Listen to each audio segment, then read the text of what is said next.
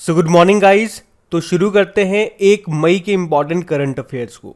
और देखिए पहला प्रश्न बहुत इंपॉर्टेंट है। क्या है कि अभी हाल ही में किस दिन को उज्ज्वला दिवस के रूप में मनाने का निर्णय लिया गया है? तो आंसर होगा 1 मई को। तो अभी हमारे जो पेट्रोलियम और प्राकृतिक गैस मंत्रालय है, इसने 1 मई 2022 को उज्ज्वला दिवस के रूप में मनाने का निर्णय लिया है। और उज्ज्वला दिवस समारोह की अध्यक्षता असम के डिब्रूगढ़ में की जाएगी। अच्छा, 1 मई को ही क्यों चुना? क्योंकि उज्ज्वला योजना 1 मई 2016 को उत्तर प्रदेश के बलिया से लॉन्च की गई थी, इसीलिए 1 मई को। इस योजना का वैसे उद्देश्य क्या है? बीपीएल परिवारों को मुफ्त में एलपीजी कनेक्शन देना। अच्छा, मान लो एग्जाम में अगर आपसे पूछा जाए उज्ज्वला योजना 2.0 ये कब और कहाँ से शुरू होती है, तो 10 अगस्त 2021 को महोबा यूपी से। एलपीजी की भी बात कर लेते हैं। एलपीजी में होता है प्रोपेन और ब्यूटेन से मिलके बनती है एलपीजी, लिक्विफाइड पेट्रोलियम गैस। और इसमें जो स्मेल आती है ना, जब गैस लीक होती है तो स्मेल आती है, तो उसके लिए इसमें क्या मिलाते हैं? Ethyl mercaptan. अच्छा, अब देखो ये प्रश्न इंपॉर्टेंट है। नए डे जो हमने अभी तक मनाए हैं, जो हमने करंट अफेयर्स में पढ़े, उसका अब मैं आपको रिवाइज कराने वाला हूं, तो बिल्कुल ध्यान से सुनना। आप मुझे बताओ पहले तो, राष्ट्रीय डॉल्फिन दिवस हम लोग कब मनाएंगे? 5 अक्टूबर को मनाएंगे। अगर आपसे पूछा जाए इस्लामोफोबिया डे हम कब मनाएंगे? 15 मार्च को। मैत्री दिवस 6 दिसंबर को। महामारी की तैयारी का अंतर्राष्ट्रीय दिवस 27 दिसंबर को। राष्ट्रीय startup day, national startup day 16 जनवरी को। पराक्रम दिवस तो आप जानते ही हो 23 जनवरी को। और 23 जनवरी को ही पश्चिम बंगाल देश नायक दिवस के रूप में मनाएगी, वही सुभाष चंद्र बोस जी की जयंती को। बाकी वीर बाल दिवस 26 दिसंबर को। जनजातीय गौरव दिवस ये 15 नवंबर को। और भाला फेंक दिवस 7 अगस्त को। अब 2 प्रश्न मैं आपसे पूछूंगा, आप लोग बताइए। अभी 18 दिसंबर को कौन सा राज्य अल्पसंख्यक अधिकार दिवस, माइनॉरिटीज राइट्स डे के रूप में मनाएगा? उसके अलावा ये बताओ कि कौन सा राज्य 14 अप्रैल को, आप जानते हो डॉक्टर अंबेडकर जी की जयंती होती है, उसको समानता दिवस के रूप में मनाएगा? इन दोनों प्रश्नों का उत्तर दो और ये सारे क्वेश्चन आप याद रखना। बढ़ते आगे, चलिए बताइए अभी हाल ही में हमारे नए थल सेना उपाध्यक्ष वाइस चीफ कौन बन गए हैं? तो आंसर होगा BS राजू। तो अभी लेफ्टिनेंट जनरल BS राजू यानी कि बग्गावल्ली सोमशेखर राजू नए थल सेना उपाध्यक्ष बन गए हैं। अच्छा, इन्हीं के नाम से मिलता जुलता एक नाम आपने पढ़ा होगा, डॉक्टर S राजू। ये क्या बने थे बताओ तो? जियोलॉजिकल सर्वे ऑफ इंडिया के अध्यक्ष बने थे, याद होगा आपको। और मनोज पांडे आप जानते हो अभी नए आर्मी चीफ बने थे। और मनोज नाम से ही आपको 2 नाम मैंने और याद करवाए थे। मनोज कटियार सैन्य अभियान के महानिदेशक, director general of military operations. और मनोज सोनी यूपीएससी के नए अध्यक्ष बने। इसी तरह से जी अशोक कुमार एक तो भारत के पहले नेशनल मैरीटाइम सिक्योरिटी कोऑर्डिनेटर बने थे ये। और इन्हीं के नाम से एक और व्यक्ति हैं जी अशोक कुमार, वो national mission for clean Ganga के डायरेक्टर जनरल बने थे। तो यहाँ पे मैंने आपको वो नाम बताए जो आपस में मिलते जुलते हैं, तो इन पे कंफ्यूज नहीं होना है। बाकी आर्मी डे तो आप जानते हो 15 जनवरी को मनाते हैं। नेवल डे, नौसेना दिवस 4 दिसंबर को होता है, और वैसे हमारे नेवल चीफ हैं R Hari Kumar. Air force day होता है 8 अक्टूबर को, और हमारे एयर चीफ मार्शल कौन है? विवेक राम चौधरी है। याद रखना ये सब। पढ़ते आगे। अच्छा, ये भी इंपॉर्टेंट क्वेश्चन है। बताइए अभी किसने व्हीटली गोल्ड अवार्ड जीता? तो आंसर होगा चारुदत्त मिश्रा ने। तो अभी प्रसिद्ध हिम तेंदुआ विशेषज्ञ और वन्य जीव संरक्षणवादी हैं चारुदत्त मिश्रा। अभी इन्होंने प्रतिष्ठित व्हीटली गोल्ड अवार्ड जीता है। तो ये जो अवार्ड है ये उन्हें एशिया के उच्च पर्वतीय पारिस्थितिकी तंत्र में तेंदुए के संरक्षण में उनके योगदान के लिए दिया गया है। और इस तरह से आप देखोगे तो ये उनका दूसरा व्हीटली फंड फॉर नेचर अवार्ड है। इससे पहले इन्हें 2005 में भी यह अवार्ड मिल चुका है। क्या नाम है? चारुदत्त मिश्रा। आपको याद होगा दुनिया का सबसे प्रतिष्ठित जल पुरस्कार है स्टॉकहोम वाटर प्राइज, और अभी 2022 का ये मिला था प्रोफेसर विल्फ्रेड बुटसर्ट को। उसी तरह से प्रित्जकर पुरस्कार 2022 जीतने वाले पहले अफ्रीकी कौन बने थे? फ्रांसिस कैरे बने थे। और इस पुरस्कार को वास्तुकला का सर्वोच्च सम्मान के रूप में जाना जाता है, आर्किटेक्चर। और sir David Attenborough champions of the earth life time achievement award इनको मिला था। चलो एक प्रश्न मेरा आप लोगों से रहेगा, अभी यंग ग्लोबल लीडर अवार्ड ये किसे मिला बताइए, हम बढ़ते आगे। अच्छा बताइए, विश्व पशु चिकित्सा दिवस 2022 की थीम क्या है? तो आंसर होगा स्ट्रेंथिंग वेटरिनरी रेजिलियंस। देखो, ये जो वर्ल्ड वेटरिनरी डे या उसे आप बोल दीजिए विश्व पशु चिकित्सा दिवस, ये हर साल अप्रैल के आखिरी शनिवार को मनाया जाता है। तो 2022 में आप बात करोगे तो इसे हमने 30 अप्रैल को मनाया। और इस दिन को मनाने का उद्देश्य क्या है? पशु स्वास्थ्य देखभाल के बारे में जागरूकता फैलाना और पशु क्रूरता को रोकना। क्या थीम है? Strengthening veterinary resilience. अच्छा, इसी तरह से एक और प्रश्न आपको याद होना चाहिए, विश्व कृषि पशु दिवस यानी कि world day for farmed animal, वो हम मनाते हैं 2 अक्टूबर को। एक होता है वर्ल्ड एनिमल डे, वो 4 अक्टूबर को मनाया जाता है। चलो आप तो ये बताओ, भारत का पहला सरकार संचालित पशु एम्बुलेंस नेटवर्क स्थापित किसने किया था? तो आंसर होगा आंध्र प्रदेश ने। और अभी भारत के सबसे पुराने भालू का वन विहार राष्ट्रीय उद्यान में निधन हो गया था, उसका नाम क्या था? गुलाबो। और वन विहार राष्ट्रीय उद्यान ये आपको मिलेगा मध्य प्रदेश में। और इसी तरह से उड़ीसा में जो नंदनकानन जूलॉजिकल पार्क है, जहाँ पे देश की इकलौती बनमानुष थी, उसका नाम था बिन्नी, उसकी भी मृत्यु हो गई है। और बिन्नी से ही आपको याद आएगा, भारत की पहली टेस्ट ट्यूब भैंस का नाम भी बन्नी है, जिसका अभी बछड़ा हुआ था, गुजरात में पैदा हुआ था। अच्छा, इसी तरह से याद होगा, सड़क पर रहने वाले जानवरों के लिए भारत की पहली एम्बुलेंस ये किस राज्य में शुरू हुई? तमिलनाडु में, तमिलनाडु के चेन्नई में। और देश का पहला एनिमल वॉर मेमोरियल ये कहाँ पे खोला जाएगा? मेरठ में। अभी कर्नाटक ने अपनी कैपिटल बंगलुरु में अपनी तरह का पहला पशु वॉर रूम शुरू किया था। और आपको याद होगा, अभी लेटेस्ट करंट अफेयर्स का न्यूज़ है ये कि वर्ल्ड बैंक ने दुनिया का पहला वाइल्ड लाइफ कंजर्वेशन बॉन्ड, वन्य जीव संरक्षण बॉन्ड, इसको जारी किया है।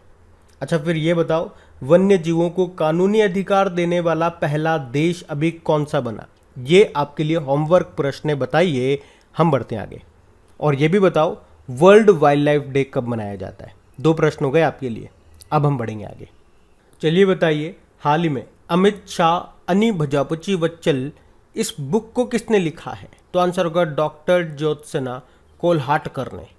तो अभी महाराष्ट्र के जो पूर्व मुख्यमंत्री हैं देवेंद्र फडणवीस, उन्होंने अमित शाह के ऊपर लिखी गई एक मराठी पुस्तक को अभी रिलीज किया है, जिसका नाम है अमित शाह अनि भजापची वच्चल। और ये जो बुक है, ये मराठी संस्करण है एक बुक का, जिसका नाम है Amit Shah and the March of BJP, जिसे लिखा था 2 जनों ने। किस किसने? डॉक्टर अनिर्बान गांगुली और शिवानंद द्विवेदी ने। कौन सी बुक लिखी थी? Amit Shah and the March of BJP. और उसका मराठी संस्करण है ये बुक अमित शाह अनि भजापची वच्चल, जिसको किसने लिखा है? डॉक्टर ज्योत्सना कोल्हाटकर ने। और अभी इसी बुक को रिलीज किया है महाराष्ट्र के पूर्व मुख्यमंत्री देवेंद्र फडणवीस ने। अच्छा, आप तो बताओ, अभी द बॉय वो रॉट अ कॉन्स्टिट्यूशन नाम की बुक को किसने लिखा था? राजेश तलवार ने। और आपको अमर मित्रा का नाम याद होगा, 2022 का ओ हेनरी अवार्ड मिला था इनको, बंगाली लेखक हैं ये, उनकी एक शॉर्ट स्टोरी के लिए, जिसका नाम है गांव बूरो। अच्छा, अगर आपसे पूछा जाए कि अभी किस भारतीय लेखिका को अनुवादित हिंदी उपन्यास है उनका टॉम्ब ऑफ सैंड, उसको अंतर्राष्ट्रीय बुकर पुरस्कार के लिए नामांकित किया गया, तो उन लेखिका का नाम है गीतांजलि श्री। और बुक से 2-3 प्रश्न मैं आपको और बता रहा हूँ, वो आप ध्यान रखना। जैसे कि एक तो याद रखो, अभी world book and copyright day हम लोगों ने मनाया था 23 अप्रैल को। इसकी क्या थीम थी? Read so you never feel low. और अगर आपसे पूछा जाए कि किसे 2022 के लिए विश्व पुस्तक राजधानी के रूप में चुना गया, तो आंसर होगा मैक्सिको का एक शहर है ग्वाडलाजारा। अच्छा, अभी केरल का पहला बुक विलेज कौन सा बना? पेरुमकुल्लम गांव। और किस राज्य का जामताड़ा जिला देश का पहला जिला बना है जिसके हर गांव में पुस्तकालय लाइब्रेरी है? तो ये है जामताड़ा, कहाँ का? झारखंड का। और अभी इंटरनेशनल चिल्ड्रन बुक डे, अंतर्राष्ट्रीय बाल पुस्तक दिवस कब मनाया था? ये प्रश्न का उत्तर आप देंगे। हम बढ़ते आगे। चलिए बताइए, अभी हाल ही में कौन सा जिला प्रधानमंत्री जन आरोग्य योजना के तहत 100% परिवारों को शामिल करने वाला देश का पहला जिला बन गया? तो आंसर होगा सांबा। सांबा से कुछ याद आया? अरे ओ सांबा, वही सांबा ही है। तो आयुष्मान भारत प्रधानमंत्री जन आरोग्य योजना, ये दुनिया की सबसे बड़ी स्वास्थ्य बीमा योजना है। जिसमें 5 लाख रुपए स्वास्थ्य बीमा मिलता है प्रति परिवार हर साल। तो इस योजना के तहत जो सांबा है ये देश का पहला जिला बन गया है जहां पे 100% परिवारों को इस योजना में शामिल कर लिया गया। कहाँ का है ये सांबा? जम्मू कश्मीर का है। और इस तरह से इस जिले के सभी परिवारों के पास आयुष्मान गोल्डन कार्ड है। तो आप कह सकते हो मतलब जिस भी परिवार को इसमें शामिल किया जाता है उसके पास एक आयुष्मान गोल्डन कार्ड होता है। अच्छा चलो, कुछ इंपॉर्टेंट क्वेश्चन मैं आप लोगों से पूछूंगा, उसके उत्तर देते हुए चलना। आप पहले बताओ कि 100% महिला स्वामित्व वाला भारत का पहला औद्योगिक पार्क ये कहाँ पे खोला गया? तो आंसर होगा हैदराबाद में। अच्छा, भारत की सबसे बड़ी रिक्लाइनिंग बुद्ध यानी कि शयन मुद्रा में जो बुद्ध की प्रतिमा है वो कहाँ पे स्थापित की जाएगी? बोध गया, बिहार में। भारत का पहला जल टैक्सी सेवा कहाँ पे शुरू हुआ? मुंबई में। भारत का पहला जल मेट्रो परियोजना वाला शहर कौन सा है? कोच्चि है। और भारत का पहला ओपन रॉक संग्रहालय म्यूजियम ये कहाँ पे खोला गया? हैदराबाद में। भारत का पहला हेली हब कहाँ पे खुलेगा? गुरुग्राम में। और भारत के बाहर पहला आईआईटी ये कहाँ पे खुलेगा? दुबई में। और भारत में जो बुलेट ट्रेन है ये मुंबई से अहमदाबाद चलेगी, इसका पहला स्टेशन ये कहाँ पे बन रहा है? सूरत में। और भारत का पहला सैनिटरी नैपकिन मुक्त गांव कौन सा बना? केरल का कुंभलांगी गांव। भारत का पहला धूम्रपान मुक्त राज्य कौन सा बना? हिमाचल प्रदेश। और भारत की पहली मोबाइल हनी प्रोसेसिंग वैन को कहाँ पे लॉन्च किया गया? गाजियाबाद में। और भारत का पहला बाल विवाह मुक्त जिला कौन सा घोषित किया गया? उड़ीसा का गंजम जिला। उसी तरह से भारत का पहला 100% वैक्सीनेशन वाला जिला हिमाचल प्रदेश का किन्नौर। पहला रेबीज मुक्त राज्य गोवा है। और पहला 100% एलपीजी वाला राज्य भी आपका कौन सा है? हिमाचल प्रदेश है। तो ये सारे इंपॉर्टेंट पॉइंट्स है जो आपके करंट अफेयर्स में रहे थे। और अगर डेली आप हमारे करंट अफेयर्स का रिवीजन वाला वीडियो भी देखते होंगे तो वहाँ पे इसी तरह के यहाँ से स्टैटिक क्वेश्चंस जो बनते हैं वो लेकर के वहाँ पे डाले जाते हैं, तो वो भी आप सुना करें, उससे आपको बेनिफिट मिलेगा डेफिनेटली। हम बढ़ते हैं आगे अब। अच्छा बताइए, हाल ही में शिवालिक स्मॉल फाइनेंस बैंक ने किसे अपना एमडी सीईओ नियुक्त किया? तो आंसर होगा अंशुल स्वामी। तो अभी शिवालिक स्मॉल फाइनेंस बैंक ने अंशुल स्वामी को अपना एमडी सीईओ नियुक्त किया है। बाकी आपको याद होगा अभी डीसीबी बैंक ने एमडी सीईओ बनाया था किसे? मुरली एम नटराजन को। पंजाब नेशनल बैंक के एमडी सीईओ बने थे अतुल कुमार गोयल। और यूको बैंक के एमडी सीईओ बने थे सोमा शंकर प्रसाद। और देखो, शिवालिक स्मॉल फाइनेंस बैंक की बात करें तो आपको बता दूं ये पहले एक कोऑपरेटिव बैंक था यानी कि सहकारी बैंक, और फिर ये स्मॉल फाइनेंस बैंक बन गया। और देखो, यहां से भी एक अच्छा प्रश्न बनता है अगर पूछा जाए तो कि स्मॉल फाइनेंस बैंक में बदलने वाला पहला कोऑपरेटिव सहकारी बैंक कौन सा बना? तो आंसर होगा शिवालिक मर्केंटाइल कोऑपरेटिव बैंक। इसका हेडक्वार्टर मिलेगा आपको उत्तर प्रदेश के सहारनपुर में। ये भी ध्यान रखेंगे आप। बढ़ते आगे। अच्छा, फिर बताइए, अभी हाल ही में किस बैंक ने वरिष्ठ नागरिकों के लिए एक नया फीचर लॉन्च किया? तो आंसर होगा बैंक ऑफ बड़ौदा।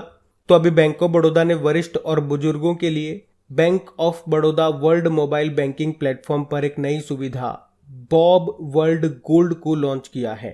तो ये एक अनूठा डिजिटल बैंकिंग प्लेटफॉर्म है जिसे अपने वरिष्ठ ग्राहकों को सरल, सहज और सुरक्षित मोबाइल बैंकिंग अनुभव प्रदान करने के लिए डिजाइन किया गया है।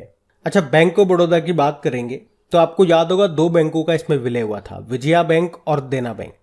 1908 में स्थापना होती है, हेडक्वार्टर वडोदरा गुजरात में है। और इसके चेयरमैन कौन है? हसमुख अधिया है। और इसके एमडी सीईओ हैं संजीव चड्डा।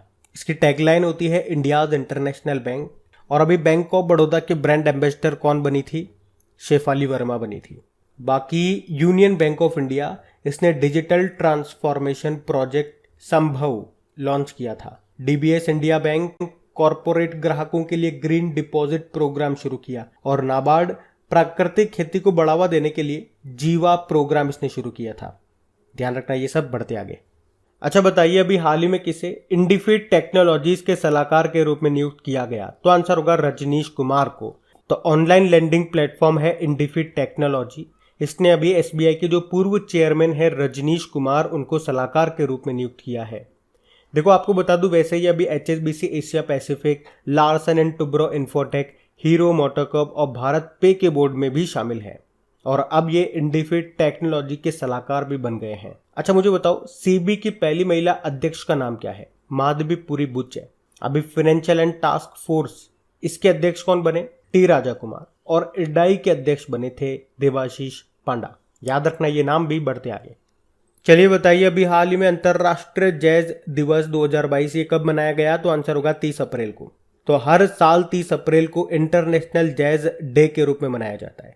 ये जो दिन है ये जैज को बढ़ावा देने और इसके महत्व के बारे में जागरूकता बढ़ाने के लिए मनाया जाता है।